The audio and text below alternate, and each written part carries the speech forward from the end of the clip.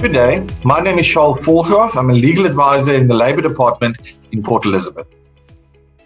Good day. My name is Sandrisha, Govender, and I'm also a Labour Legal Advisor at SEESA's Port Elizabeth branch. So today we'll be discussing quite an interesting aspect of our labour law, specifically dealing with collective bargaining and collective agreements. Now, not all workplaces have unions involved, but it is important to note that approximately 3.1 million South Africans are union members. So that equates to roughly 1 in 4. It's therefore important that we understand the principles underlying collective bargaining. Now, we won't be discussing the process of recognizing a union in the workplace in today's session, but it is important that we understand the principle of representativeness.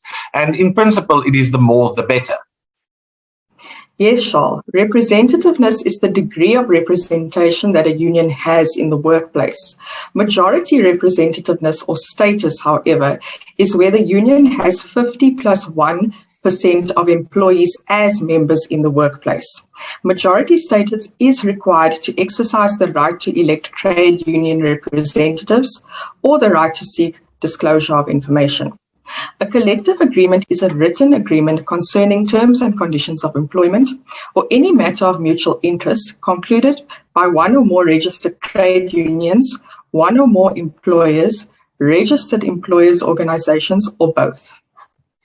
Yes, so what's interesting there is when you said one or more, that implies that there can be more than one union in the workplace. And indeed, sometimes there can be 2, 3, perhaps even 4 unions laying claim to a certain portion of your workforce.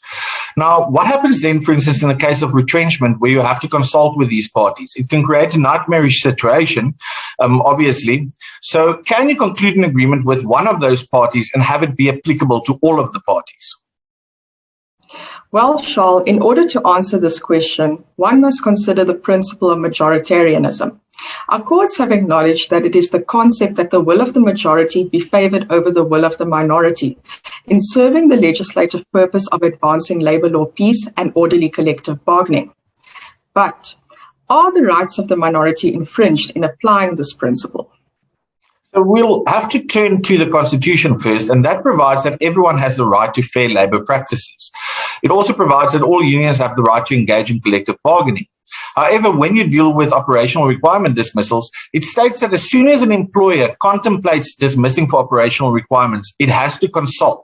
The Labour Relations Act then sets out a hierarchy of whom they must consult with. And principally, it says they must consult with everybody that it has to in terms of a collective agreement.